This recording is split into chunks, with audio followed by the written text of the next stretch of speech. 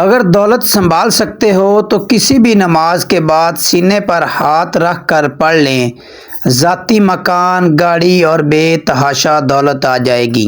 بسم اللہ الرحمن الرحیم۔ محترم ناظرین، آج کا جو قیمتی وظیفہ میں آپ کو بتانے جا رہا ہوں، جو خاص عمل میں آپ کے ساتھ شیئر کرنے جا رہا ہوں، اس وظیفے کی اتنی زیادہ برکت ہے کہ آپ کے بگڑے کام سنور جائیں گے۔ آپ کا اگر دولت کا مسئلہ ہے، لڑائی جھگڑے کا مسئلہ ہے، گھر میں تنگ دستی محتاجی ہے، گھر میں لڑائی جھگڑے بہت زیادہ ہیں، اگر کوئی بات نہیں مانتا، یا کاروبار ہے اس میں برکت نہیں ہے، یا منافع نہیں ہے، یا کاروبار چل نہیں رہا، بس یہ ایک وظیفہ کرنے سے جو معجزات ہوں گے آپ دیکھتے رہ جائیں گے۔ اور کافی لوگ ایسے ہیں جو وظائف کر کر کے تھک گئے ہیں لیکن ان کو کامیابیاں نہیں ملتی، ان کے راستے میں اس طرح کی رکاوٹیں ہیں، اس طرح کی بندشیں ہیں، تو ان کے لیے بھی یہ عمل ہے، وہ بھی اس وظیفے کو کر لیں تو انشاءاللہ اللہ پاک ایسا معجزہ فرمائیں گے، اللہ پاک ایسا کرم فرمائیں گے کہ تمام مشکلات، تمام پریشانیاں ختم ہو جائیں گی۔ آج کے دن یہ خاص وظیفہ کیجئے۔ اس سورت کو پڑھنے والا آج تک کبھی کسی حاجت سے محروم نہیں رہا، اس آیت کو پڑھنے والے کو مانگنا نہیں پڑتا، اس سے مل جاتا ہے۔ نبی کریم صلی اللہ علیہ وسلم نے فرمایا، اے عبداللہ بن قیس، کیا میں تمہیں جنت کے خزانوں میں سے ایک خزانے کے متعلق نہ بتاؤں؟ میں نے عرض کیا، یا رسول اللہ صلی اللہ علیہ وسلم، کیوں نہیں، ضرور بتائیں۔ تو آپ صلی اللہ علیہ وسلم نے فرمایا، تم کہو لا حول ولا قوت الا باللہ، نہ گناہ سے بچنے کی ہمت ہے، نہ نیکی کرنے کی طاقت، مگر اللہ کی توفیق سے ہی ہے۔ بخاری اور مسلم نے اس کو روایت کیا ہے۔ تو میرے بھائیوں، آج کا یہ جو وظیفہ ہے، اس کو کتنی تعداد میں پڑھنا ہے، کس وقت پڑھنا ہے، اور اس وظیفے کو پڑھنے سے کیا کیا فوائد آپ کو ملیں گے، آج کی اس ویڈیو میں آپ کو اس کے متعلق سب کچھ بتاؤں گا۔ حضور پاک صلی اللہ علیہ وسلم کا ارشاد ہے، اے لوگو، اتنی عبادت کرو جو قابل برداشت ہو، کیونکہ اللہ ثواب دینے سے نہیں رک سکتا یہاں تک کہ تم عبادت کرنے سے اکتا جاؤ گے۔ اب آپ نے اس سورت کو کیسے پڑھنا ہے، کس ترتیب سے پڑھنا ہے، اب طریقہ کار جان لیجئے۔ جب تک آپ کو طریقہ کار نہیں پتا ہوگا پھر عمل اثر نہیں کرتا۔ کچھ خاص احتیاط ہوتی ہیں۔ احتیاط میں سب سے پہلے یہ ہے کہ آپ نے اس عمل کو کرنا کب ہے۔ دیکھیے، آپ فجر، ظہر، عصر، مغرب، عشاء، تہجد کسی بھی نماز کے بعد کر سکتے ہیں، اس میں کوئی پابندی نہیں ہے۔ جب بھی آپ کو وقت ملتا ہے آپ اس وظیفے کو کر سکتے ہیں، اس میں کوئی پابندی نہیں ہے، کوئی بھی مرد کر سکتا ہے، کوئی بھی عورت کر سکتی ہے۔ اکثر کچھ مردوں کو بھی مشکلات کا سامنا ہوتا ہے، کیونکہ مرد اپنی بیوی بچوں کے لیے، اپنا گھر پالنے کے لیے باہر محنت مشقت کرتے ہیں۔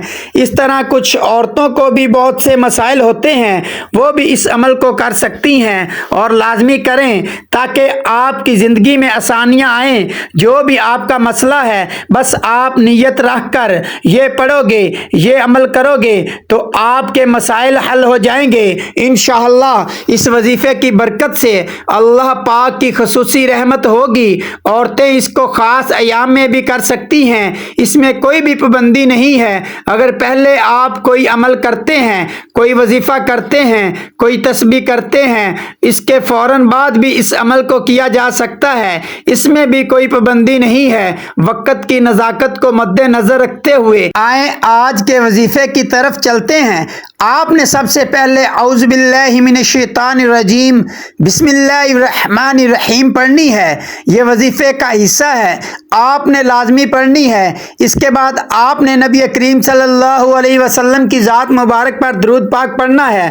درود پاک آپ کوئی بھی پڑھ سکتے ہیں، آپ صلی اللہ علیہ محمد پڑھ لیں، آپ صلی اللہ علیہ وآلہ وسلم پڑھ لیں، آپ نماز والا درود ابراہیمی پڑھ لیں۔ درود پاک آپ نے 7 بار پڑھنا ہے۔ جب آپ لوگ درود پاک پڑھ لیں، بڑے اطمینان سے، بڑے سکون سے پڑھیے گا، تو اس کے فوراً بعد آپ نے اپنے مقصد کی نیت کرنی ہے۔ ہر انسان کا مقصد الگ ہے، ہر انسان کی حاجت الگ ہے، ہر انسان کی خواہش الگ ہے۔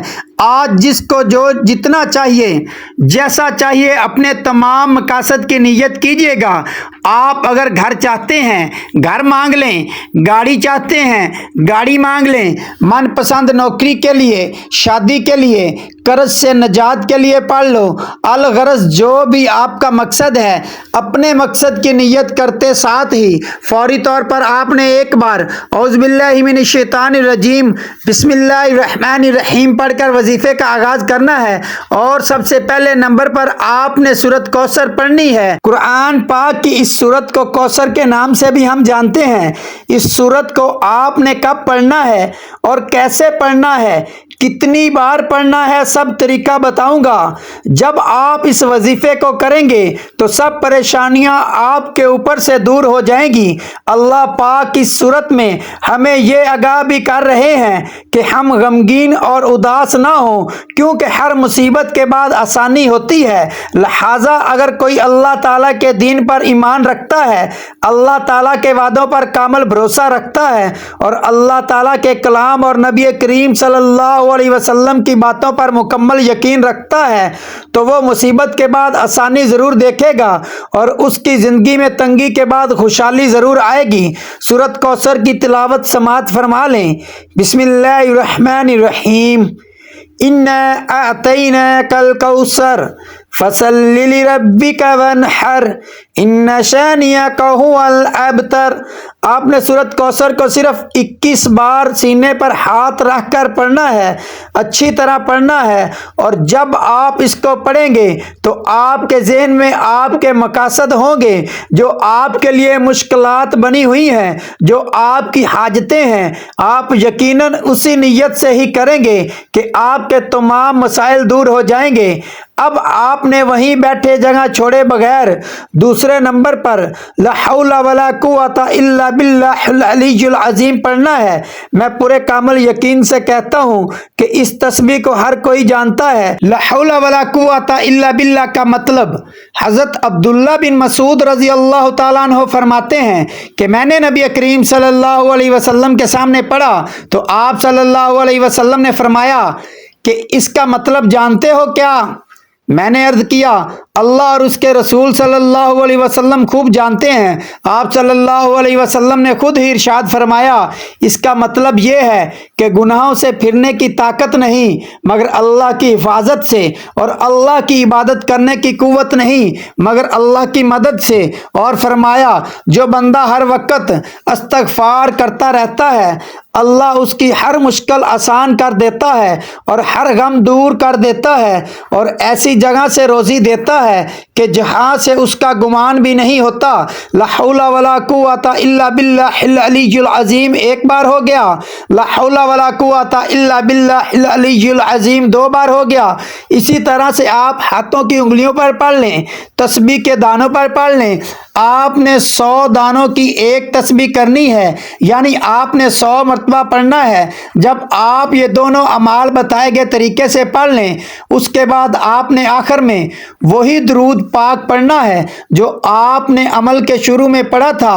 اس کے بعد آپ نے دعا کرنی ہے سبحان اللہ یا رب کریم یا اللہ۔ آپ کو اپنی شان کریمی کا واسطہ ہم گنہگاروں پر اپنے گھر کے دروازے بند نہ کر، ہم سیاہ کار ہیں لیکن ہیں تو تیرے ہی بندے، تیرے سوا ہمارا کوئی سہارا نہیں۔ یا ذوالجلال والاکرام ہم تجھ سے اپنے ہر گناہ کی معافی مانگتے ہیں، جو تنہائی میں کیا یا محفل میں کیا یا نادانی میں کیا یا انجانے میں کیا۔ اللہ اپنی شان کریمی کے صدقے، اپنے کعبہ کی عظمت کے صدقے ہمیں معاف کر دے۔ آمین ثم آمین۔ دعا ہے کہ رب کریم میرا سنانا اور آپ کا سننا اپنی پاک بارگاہ الہی میں قبول و منظور فرمائے۔ تمام دوستوں سے گزارش ہے کہ اللہ تعالیٰ کے 99 ناموں میں سے کوئی ایک نام ضرور کامنٹس باکس میں ٹائپ کریں۔ اللہ تعالیٰ ہم سب کا حامی و ناصر ہو۔ آمین ثم آمین یا رب العالمین۔ السلام علیکم ورحمۃ اللہ وبرکاتہ۔